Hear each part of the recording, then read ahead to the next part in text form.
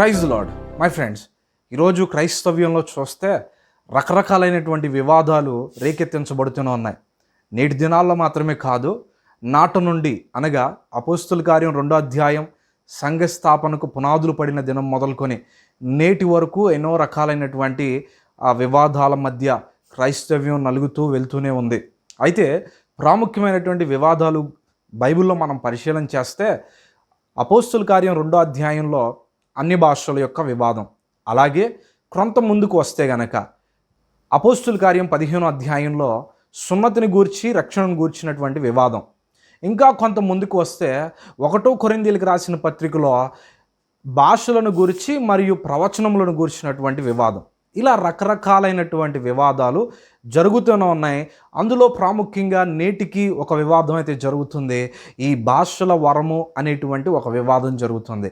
ఏంటి ఆ వివాదం అంటే, చాలామంది యొక్క అభిప్రాయం ఏంటి అని అంటే, భాషలు మాట్లాడితేనే లేకపోతే అన్య భాషల వరం కలిగిన వారు మాత్రమే ఆధ్యాత్మిక స్థితిలో భక్తి జీవితంలో స్థిరంగా ఉన్నవారని, లేకపోతే ఉన్నతమైన స్థితి కలిగిన వారని, లేదంటే అసలు క్రైస్తవ్యంలో భాషల వరం మాట్లాడేటువంటి వారు మాత్రమే పరిశుద్ధులు అని, వారు మాత్రమే పరిశుద్ధాత్మ నడిపింపు కలిగిన వారని రకరకాలైనటువంటి వివాదాలను మనం చూస్తూనే ఉన్నాం. వారి అభిప్రాయాలను మనం గమనిస్తూనే ఉన్నాం. అయితే అసలు బైబిల్ ఏం సెలవిస్తోంది, బైబిలు ఏమి మనకు బోధిస్తోంది అనే విషయాన్ని జాగ్రత్తగా పరిశీలన చేయాలి. ఏదైనప్పటికీ కూడా మనుష్యుల నుంచి మనము ఆచరించేటువంటి విధానం ఉండకూడదు, కానీ అది కేవలం మనకు బైబిల్ మాత్రమే కేంద్రమై ఉండాలని దేవుని వాక్యం సెలవిస్తోంది. అయితే ఈ భాషను గురించినటువంటి కొంత స్పష్టతను మనము తెలుసుకొనడానికి ప్రయత్నం చేద్దాం. ప్రాముఖ్యంగా భాషలు ఎన్ని రకాలు? అయితే ఇహలోక సంబంధమైన భాషలు వేవేలుగా ఉన్నాయి, కానీ కేవలము క్రైస్తవునికి సంబంధించిన భాషలు ఎన్ని? ఒకటి, ఇహలోక సంబంధమైన భాషలు అంటే ప్రపంచంలో ఆయా జాతుల వారు, ఆయా ఖండాల వారు, ఆయా ప్రదేశములకు చెందినటువంటి వారు మాట్లాడేటువంటి భాషలు. రెండవదిగా మనం చూస్తే దేవునితో మాట్లాడే లేదంటే ప్రత్యేకంగా దేవదూతల భాషలు మాట్లాడేటువంటి కృప లేకపోతే వరమును పొందుకొనట. ఈ రెండు మధ్య ఉన్నటువంటి వేరియేషను, వ్యత్యాసము చాలామందికి తెలియకపోవడమే కొంత వివాదాలకు కారణమవుతుంది. అయితే ఆ వివాదంలో ఎంతవరకు స్పష్టత ఉందనేది బైబిల్లో మనం చూస్తే అన్య భాషలు మాట్లాడేటువంటి వారు ప్రత్యేకంగా ఎక్కువగా దేనిని గురించి వారు ప్రస్తావిస్తారు అని అంటే, పరిశుద్ధాత్మ పొందుకున్నారు అనడానికి రుజువు కేవలం భాషలు అని చెబుతారు. ఎందుకు అని అంటే, అపోస్తుల కార్యం 2వ అధ్యాయంలో అక్కడ రాయబడినటువంటి వివాదం తెలుసు కదా. అక్కడ రాయబడినటువంటి విషయం ఏంటిది? అనేకమైనటువంటి జనులు, జాతులకు చెందిన వారు సుమారుగా 14 నుంచి 15 జాతుల వారు ఆ ప్రాంగణంలో అంటే మేడగది యొద్దకు వచ్చి 120 మంది ఆ పైగా అనేక మంది కూడి పరిశుద్ధాత్మ దేవుని యొక్క వరము కొరకు వారు కనిపెట్టు చూస్తూ ఉన్నారు. ఆ సందర్భంలో అందరూ ప్రార్థిస్తూ కనిపెట్టుచుండగా ఒక బలమైనటువంటి వెలుగుతో అగ్ని వంటి నాలుకలుగా విభాగించబడి వారి వారి తలల మీద వ్రాలగా ఒక్కొక్కరు శక్తి పొందుకొని దేవునిని స్తుతించుటలో ఇదిగో అన్య భాషలతో మాట్లాడడం మొదలుపెట్టారు. ఇదిగో చూసారా, ఇదే ఆ పాయింట్ అని చెప్పి చెబుతారు. ఎప్పుడైతే పరిశుద్ధాత్మ దేవుని యొక్క శక్తి నీలోకి వస్తుందో ఆటోమేటిక్గా నీవు అన్ని భాషలు మాట్లాడాల్సిందే అని చెప్తారు. వాస్తవానికి బైబిల్ చెప్తుంది అలా కాదు. పరిశుద్ధాత్మ పొందుకున్నారు అని రుజువు భాషలు కాదు, భాషలు మాత్రం కానే కాదు అన్న విషయాన్ని మనం తెలుసుకోవాలి. ఇక్కడ రాయబడినటువంటి విషయం ఏంటంటే, అక్కడ మాట్లాడిన భాష ఏ భాష? దేవదూతల భాష లేకపోతే మనుషులు మాట్లాడే భాష? ఇక్కడ మనుష్యులు మాట్లాడే భాష అని స్పష్టంగా తెలియజేయబడుతుంది. వీరు ఎక్కడికి వచ్చి ఆరాధన చేస్తున్నారు, ఎక్కడికి వచ్చి పరిశుద్ధాత్మ దేవుని కొరకు కనిపెట్టుచున్నారు అని అంటే, గలిలియా ప్రాంతము యెరూషలేం పట్టణంలో జరుగుతుంది. ఈ ప్రార్థన ప్రేయర్ మీటింగ్ జరిగేది గలిలియా ప్రాంతంలో, ఆ వాసుల మధ్య యెరూషలేం పట్టణంలో జరుగుతుంది. అయితే అక్కడికి వచ్చిన వారు ఎవరు? రోమా ప్రాంతానికి చెందిన వారు.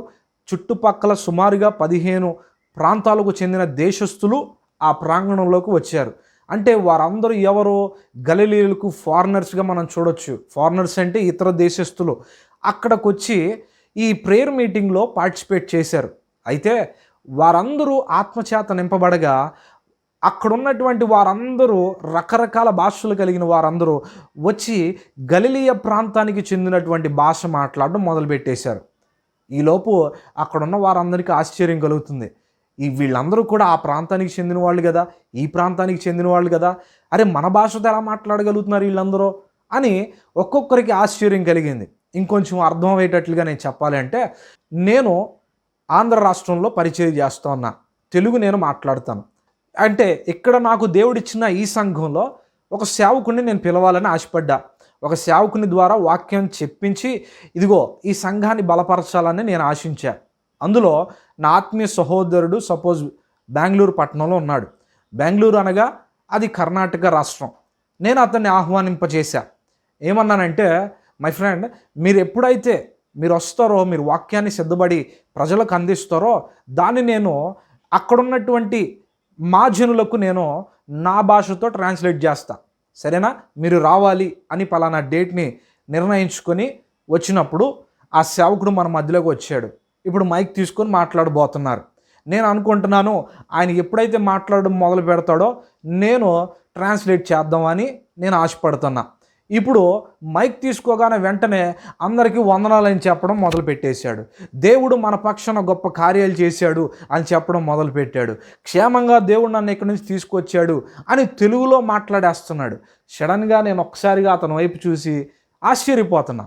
ఇదేంటి, ఈయనకి కర్ణాటక తప్ప ఇంగ్లీష్ తప్ప మరి ఏ భాష రాదు కదా, ఇంత స్పష్టంగా తెలుగు ఎలా మాట్లాడగలుగుతున్నారు, పైగా దేవుని వాక్యాన్ని ఎలా బోధించగలుగుతున్నాడు అని నేను ఆశ్చర్యపోతున్నా.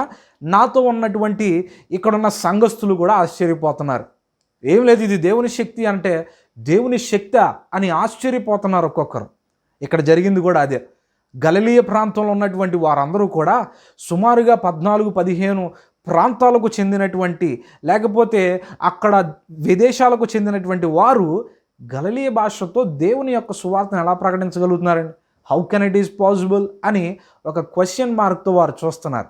చూడండి, ఇప్పుడు మనకు అర్థం అవ్వాల్సిన విషయం ఏంటంటే, ఇక్కడ మాట్లాడిన భాష ఇహలోక సంబంధమైన మనుషులు మాట్లాడుతున్నటువంటి భాష మాత్రమే. అన్ని భాషలు కాదు, దేవదూతల భాషలు కానే కాదు, మనుషులు మాట్లాడే భాష. అందుకనే ఈ భాషలు గనక మీరు గురిపెట్టుకుంటే, ఈ భాషలే అన్య దేవతల భాషలు, దేవదూతల భాషలు అనుకుంటే ఖచ్చితంగా పరిశుద్ధాత్మ దేవుని యొక్క వాక్యం అలా సెలవిచ్చట్లేదు.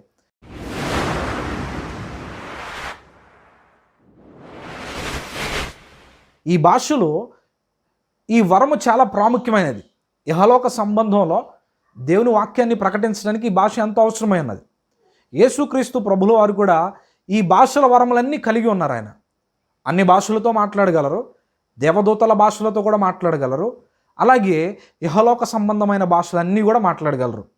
అందుకనే యేసు ప్రభువుల వారు కూడా మరి తన జనులైన యూదుల మధ్యలో ఒక ప్రత్యేకమైనటువంటి 2 భాషలు ఉండేవి. ఒకటి అరామిక్ భాష, రెండవది హీబ్రూ భాష. ఈ 2 ఇజ్రాయేలీలు వాడేటువంటి స్వభాష, అంటే మాతృభాష.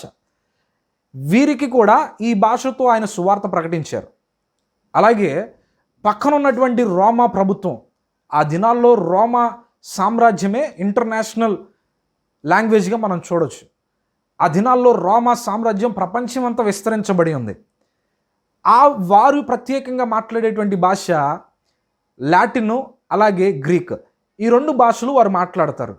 ప్రభువు కూడా రోమీలకు కూడా సువార్త అందించారు, అలాగే తన జనులకు కూడా సువార్త అందించాడు. అంటే యేసుక్రీస్తు ప్రభుల వారికి ఇహలోక సంబంధమైనటువంటి భాషల వరము రావటం వలన ఆయన రాజ్యమును ప్రకటించడానికి ఈ వరాలు ఎంతో ఉపయోగపడ్డాయి. వాస్తవానికి యేసుక్రీస్తు ప్రభుల వారికి ఈ వరాలు అనుగ్రహించబడలేదు, కానీ దేవుడే వాటిని సృష్టించారు. ఆయనే ఇవన్నీ సృష్టించారు కాబట్టి ఆయన దేవతలతో మాట్లాడగలరు, అలాగే మనుషులతో కూడా మాట్లాడగలరు. దీనికి స్తోత్రం కలిగిన గాక. ఈ విషయాన్ని మనం జ్ఞాపకం చేసుకోవాలి. అదే వరాన్ని కూడా ఇప్పుడు తన శిష్యులకు కూడా అనుగ్రహించబడింది. యేసుక్రీస్తు ప్రభుల వారు మాత్రమే మాట్లాడటం లేదు, కానీ ఇప్పుడు శిష్యులకు కూడా అనుగ్రహించబడింది. ఏంటయ్యానంటే మత్తయి సువార్త 28:19 మనం చూస్తే, మీరు సర్వలోకమునకు వెళ్ళి నా నామమును సర్వజనులను నా శిష్యులుగా మార్చండి. అంటే ఇక్కడ కావాల్సింది ఏంటి? మొదటిగా పరిశుద్ధాత్మను పొందుకున్నారు. రెండవదిగా ఆ అనుభవాలను ప్రకటించడానికి కావలసిన వరం ఏదైనా ఉందంటే అది కేవలం అన్య భాషలు. అందుకని అక్కడ ఉన్నటువంటి అనేక మంది మాట్లాడినటువంటి భాష అన్య భాషలు. ప్రపంచవ్యాప్తంగా వారు వెళ్ళవలసి ఉన్నది. అనేకులు దేవుని సువార్తను ఆయా పరిధులు దాటి, దేశాలు దాటి, ఖండాలు దాటి ప్రకటించవలసి ఉన్నది. కాబట్టి వారికి అన్య భాషలు అనేది అనుగ్రహించబడ్డాయి. అందుకని తోమా గారు మన భారతదేశానికి వచ్చి ఆయన చక్కటి సువార్తను అందించినట్లుగా మనం చూస్తాం. వారి తర్వాత అనేక మిషనరీసు మన భారతదేశానికి వచ్చి మన భాషలో సువార్తను అందించినట్లుగా చూడొచ్చు. అందులో మనం చూస్తే ప్రత్యేకించి ఇంగ్లాండ్ దేశానికి చెందినటువంటి విలియం కేరీ గారిని కనుక మనం చూస్తే, ఆయనకి భారతదేశంలో అడుగు పెట్టబోయే మునుపు ఆయనకి భారతీయ భాష తెలియదు, బెంగాలీ భాష ఆయన ఎప్పుడు వినను కూడా లేదు.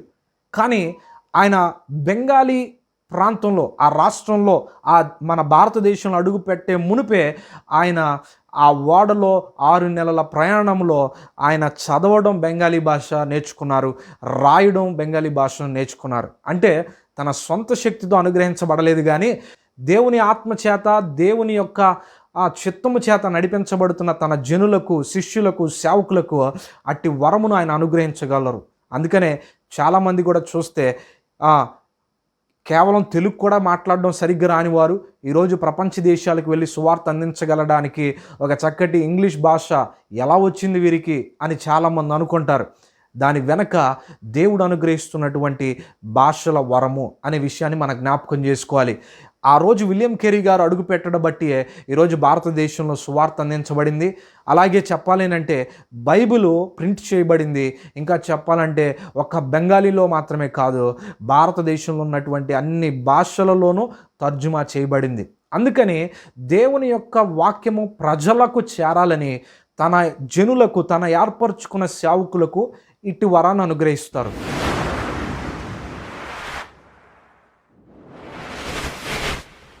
అంటే ఈ భాషకి ఇప్పుడు సంఘాల్లో మాట్లాడుతున్న భాషకి సంబంధం లేదంటారా? ఖచ్చితంగా లేదు. ఈ భాష వేరు, అలాగే సంఘములలో ఆత్మచేత నింపబడి మాట్లాడేటువంటి భాష వేరు. ఇది మొదటి భాషగా మనం చూడాలి. ఇప్పుడు రెండవ భాషగా చూస్తే సంఘాలలో మాట్లాడుతున్నటువంటి భాష రకరకాల భాషలుగా ఉన్నాయి. చాలామంది అంటున్నారు అన్ని భాషలతో మాట్లాడితేనే వీరికి పరిశుద్ధాత్మ నడిపింపు ఉంది అని కొంతమంది ప్రేరేపించి ఇతరులను అలా మాట్లాడడం వలన కొంతమందికి ఆలోచన కలుగుతుంది, ఏంటి నేను ఇంకా అన్ని భాషలు మాట్లాడలేకపోతున్నాను, నాలో పరిశుద్ధాత్మ దేవుడు లేరా, లేకపోతే అటు వరం నేను పొందుకోవడానికి ఇంకా నాలో ఏం లోపాలు ఉన్నాయి అని ఇలా రకరకాల కన్ఫ్యూజన్స్కి వాళ్ళు వెళ్ళిపోతూ ఉంటారు. ఎందుకో తెలుసా? వాళ్ళు మాట్లాడుతున్నారు, నేను మాట్లాడలేకపోతున్నా, వాళ్ళు పొందుకున్నారు అంటే నేను పొందుకోలేకపోతున్నా అని మానసికంగాను ఆధ్యాత్మికంగాను కలవరపడిపోయి దూరం అయిపోయేటువంటి వారు అనేక మంది ఉన్నారు. కానీ వారిలో కొంతమంది మాత్రం వీరందరూ మాట్లాడుతున్నారు కాబట్టి నేను కూడా మాట్లాడాలి, ఏదో ఒకటి నోటికి వచ్చింది మనం మాట్లాడదాం, నోటికి వచ్చింది మనం ప్రయత్నం చేద్దాం, నాలుకను మడతేసి తిప్పుదాం అని రకరకాలుగా ప్రయత్నాలు చేస్తూ ఉన్నారు. కానీ ఆ మాటల యొక్క అర్థాలు వారికి తెలియదు. కానీ ఆ మాటలు నిజంగా అన్య భాషలు కూడా కాకపోవచ్చు, దేవదూతల భాషలు కాకపోవచ్చు. అందుకని నోటుకొచ్చింది మాట్లాడేటువంటి వారు అనేక మంది ఉన్నారు. దాన్నే ఏమంటారంటే బ్యాబ్లింగ్స్ అంటారు. బ్యాబ్లింగ్స్ అంటే అస్పష్టతతో కూడినటువంటి భాషను, అంటే నిష్ప్రయోజనమైనటువంటి మాటలను వారు మాట్లాడుతున్నారు. తద్వారా వారి ఆధ్యాత్మిక స్థితి తొదకు నాశనం అయిపోతుంది, కానీ ఏమాత్రం మెరుగుపరచబడదు. ప్రతి భాషకు దేవుడు ఒక స్పష్టతను అనుగ్రహించాడు. అలాగే దేవదూతల భాషలో కూడా ఒక స్పష్టత ఉంది. మరి మీరు మాట్లాడుతుంది నిజంగా దేవదూతల భాష, లేకపోతే మరి వేరే భాష, బ్యాబ్లింగ్స్ మాట్లాడుతున్నారా మీరు అని ఎవరైనా క్వశ్చన్ చేస్తే కొంతమంది చూపించేటువంటి వచనాలు ఏంటో తెలుసా? 1 కొరింథీయులకు రాసిన పత్రిక 14వ అధ్యాయం 2వ వాక్యాన్ని మనం చూద్దాం. ఎందుకనగా భాషతో మాట్లాడువాడు మనుష్యులతో కాదు దేవునితో మాట్లాడుచున్నాడు, మనుష్యుడెవడను గ్రహింపడు గాని వాడు ఆత్మ వలన మర్మములను పలుకుచున్నాడు. ఈ భాష యొక్క అర్థం ఏంటి, ఏమేమో మాట్లాడేస్తున్నావు, ఏంటి అసలు దీని అర్థం అని అడిగితే అక్కడ రాయబడిన మాట చూపిస్తారు. మరి అన్య భాషలు మాట్లాడేటువంటి వాడు దేవునితోనే మాట్లాడుతున్నాడు కానీ ఏ మనుష్యుడు గ్రహింపలేడు అని కొంతమంది వాదిస్తూ ఉంటారు. చూడండి 14వ అధ్యాయం 2వ వచనంలో దాని యొక్క పూర్తి మర్మం మనం జ్ఞాపకం చేసుకొని చదవడానికి ప్రయత్నం చేస్తే అక్కడ మనకు అర్థమవుతుంది ఏంటో తెలుసా? ఈ భాషల వరము దేవునితో మాట్లాడాలి. దేవునికిను ఈ మాట్లాడేటువంటి వ్యక్తికి మధ్య మాత్రమే కనెక్షన్ ఉండాలి. ఇతరులు అర్థం చేసుకోవడం కష్టమే. అయితే అతను ఎవరితో మాట్లాడాలి? దేవునితో మాట్లాడుచు పలుకుచున్నాడు. అంతేగాని అక్కడ అన్య భాషలు మాట్లాడేటువంటి వారే మాట్లాడుతున్నారా ఇప్పుడు అని అంటే లేదు, నోటుకొచ్చింది మాట్లాడేటువంటి వారు ఉన్నారు. అందుకనే వారు ఈ వాక్యాన్ని వేలెత్తి చూపిస్తారు. ఇదిగో ఈ వాక్యంలో రాయబడింది కదా, మరి ఏ మనుష్యునికి అర్థం కాదు అని ఎలా పడితే అలా మాట్లాడేటువంటి వారు లేకపోలేదు నేటి సంఘాల్లో.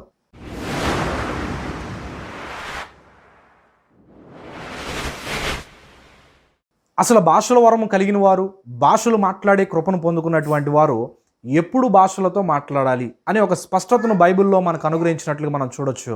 1 కొరింథీయులకు రాసిన పత్రిక 14 అధ్యాయం 28వ వాక్యంలో మనం పరిశీలన చేస్తే, అర్థము చెప్పువాడు లేని ఎడల అతడు సంఘములో మౌనంగా ఉండవలెను గాని తనతోనూ దేవునితోనూ మాట్లాడుకొనవచ్చు.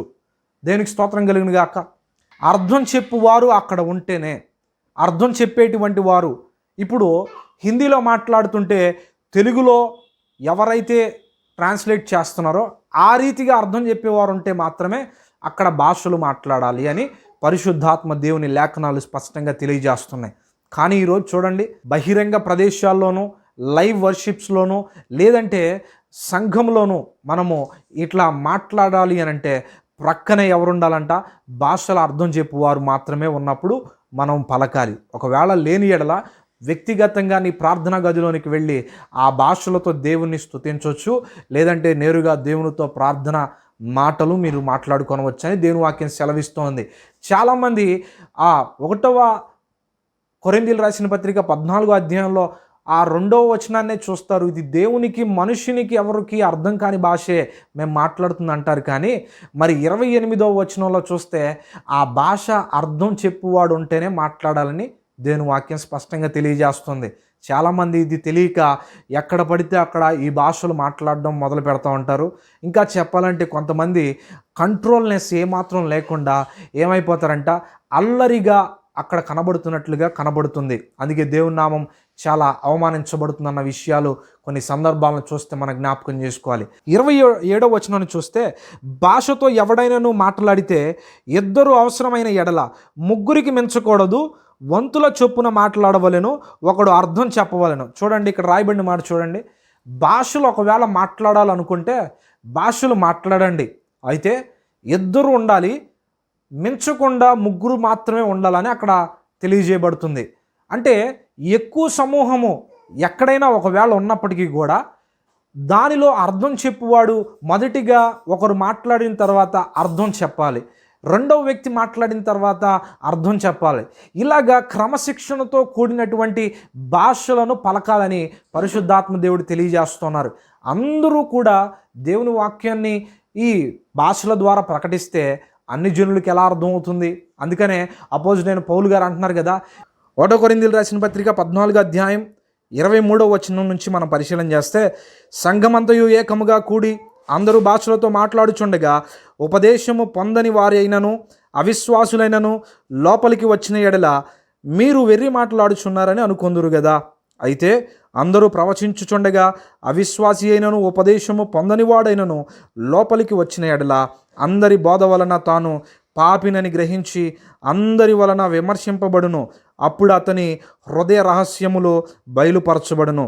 ఇందువలన దేవుని నిజముగా మీలో ఉన్నాడని ప్రచురము చేయుచు అతడు సాగిలపడి దేవునికి నమస్కారము చేయును. ఇక్కడ రాయబడినటువంటి భాష, ఇక్కడ రాయబడినటువంటి మాటలు మనం చూస్తే అందరూ సంఘముతో కూడి ఉండగా, చర్చి నడిపించబడుతూ ఉండగా, చర్చిలో కొంతమంది భాషలు మాట్లాడేటువంటి వారందరూ ఉన్నారు.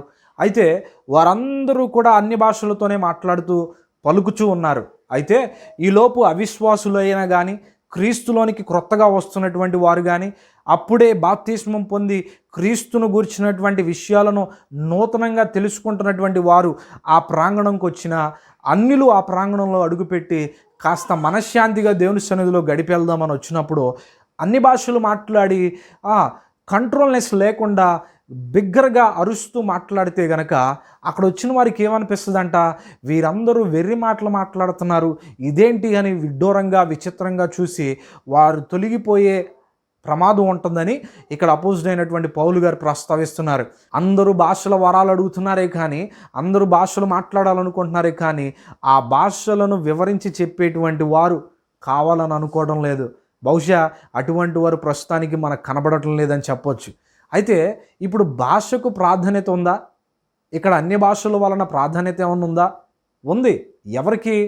ఆ భాష మాట్లాడేటువంటి వానికి తప్ప మరెవరికి ఉపయోగకరం కాదని అపోజిట్ పౌలు గారు చెప్తున్నారు. 1 కొరింథీయులు రాసిన పత్రిక 14:17 నీవైతే బాగుగానే కృతజ్ఞతాస్తుతులు చెల్లించున్నావు కానీ ఎదుటివాడు క్షేమాభివృద్ధి పొందడు. ఎవరు పొందరంట? భాషలు మాట్లాడే వారికి మాత్రమే ఇది ప్రయోజనకరము, అంతేగాని తన ఎదుట ఉన్న కుటుంబానికి కాదు, మరి ఏ వ్యక్తికి కూడా ప్రయోజనకరము కాదు.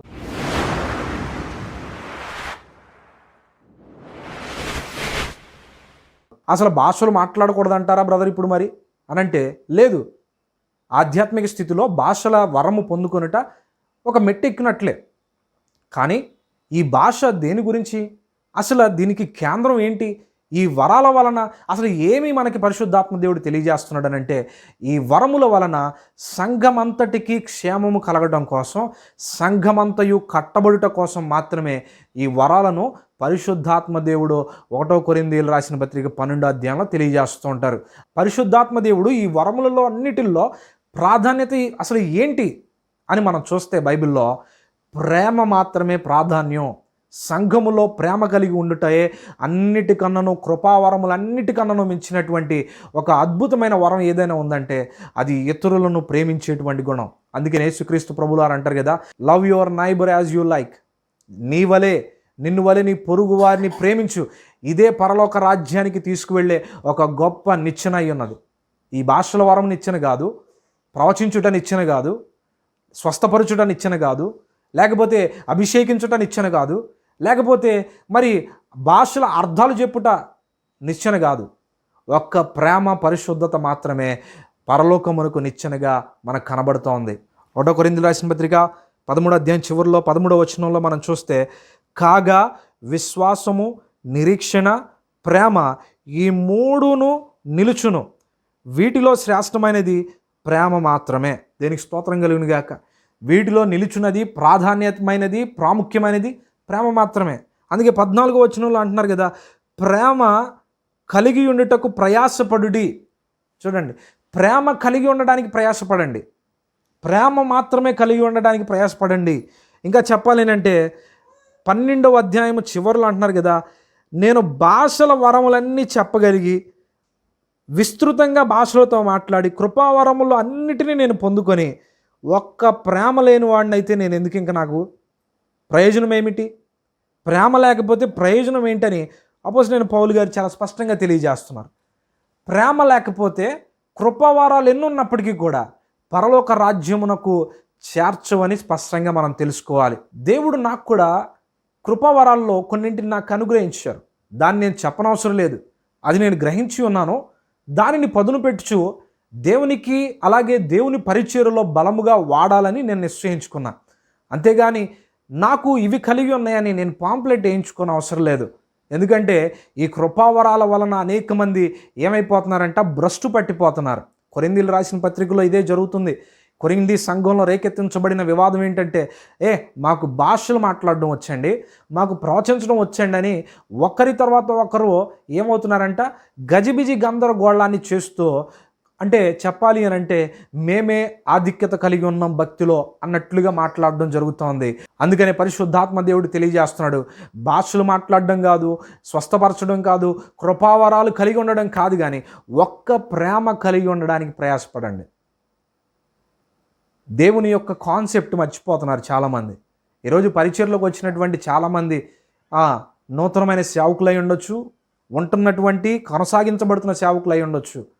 కృపావరాల కోసం ఎంతోమంది ప్రార్థించేటువంటి వారు ఉన్నారు.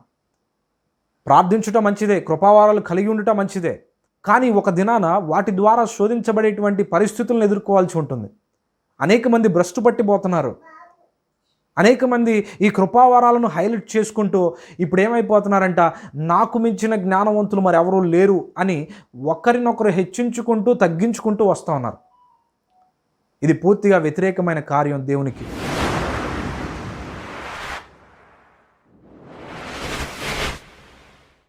ఒక క్రైస్తవుడు ఒక విశ్వాసి అయినప్పటికీ, ఒక సేవకుడైనప్పటికీ ఏమి కలిగి ఉండాలని ఇష్టపడాలి, ఏ వరములు కలిగి ఉండాలని ప్రయాసపడాలో తెలుసా? దేవుని యొక్క సేవకుడైనటువంటి అపోస్తలుడైన పౌలు గారు అంటున్నారు కదా, ఈ కృపావరాలన్నీ కలిగి ఉన్నా కూడా ఒక్క ప్రేమ లేకపోతే మీకేం ప్రయోజనం అని స్పష్టంగా పౌలు గారు తెలియజేస్తున్నారు. అందుకనే గలతీయులకు రాసిన పత్రికలో ఆత్మఫలాల్లో మొదటిది ఏంటిదంట? ప్రేమ. ఈ ప్రేమ మొదటిగా కలిగి ఉండండి. చివరిగా ఏంటి? సెల్ఫ్ కంట్రోల్నెస్. అందరిలో భాషలు మాట్లాడుచు కన్ఫ్యూజన్ చేయకుండా వ్యక్తిగతంగా ఆయన సన్నిధిలో మాట్లాడేటువంటి అనుభవం, సెల్ఫ్ కంట్రోల్నెస్ కావాలి. ఈ సెల్ఫ్ కంట్రోల్నెస్ లేక అనేక మంది ఏమైపోతున్నారు తెలుసా? క్రీస్తు నామాన్ని ఏం చేస్తున్నారు? అన్ని జనులు ఎదుట సిగ్గుపరిచినట్లుగా ప్రవర్తిస్తూ ఉన్నారు. కనుక ఈ దినాల్లో మనం జ్ఞాపకం చేసుకోవాల్సింది ఏంటంటే, పరిశుద్ధాత్మ దేవుని వరములలో భాషలు అనేటువంటిది ఒక వరం. ఈ భాషల వరం కలిగిన వారు కేవలం భాషలే మాట్లాడగలుగుతారేమో కానీ వాక్యం అనేటువంటి జ్ఞానం సంపాదించుకోలేకపోవచ్చు. లేకపోతే భాషలు మాట్లాడగలిగేవారు కేవలం భాషలు మాట్లాడతారే కానీ స్వస్థపరచలేకపోవచ్చు. భాషలు మాట్లాడేటువంటి వారు జ్ఞానయుక్తమైన ఆత్మల వివేచన వరం కలిగి ఉండలేరు కానీ కేవలం భాషలు మాత్రమే మాట్లాడవచ్చు.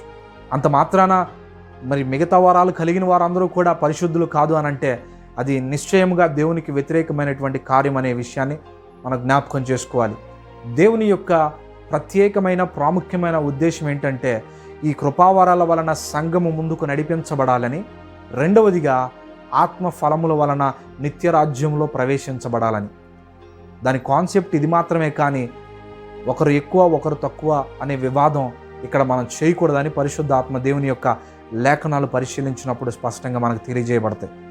ఈ విషయమును గురించిన స్పష్టత మీకు కలిగిందని నేను విశ్వసిస్తున్నా. ఒకవేళ ఈ వీడియో కనుక కొంత ఇన్ఫర్మేటివ్గా మీకు అనిపిస్తే కనుక ఇతరులకు కూడా షేర్ చేయండి. అనేకులు మరి ఈ స్పష్టతను తెలుసుకునే ప్రయత్నంలో మీరు కూడా ఒక పాలిభాగస్తులుగా ఈ వీడియోస్ని వారికి అందించండి. మరొక వీడియోతో కలుసుకుందాం. అంతవరకు సెలవు. Praise the lord. May God bless you and may God bless our India.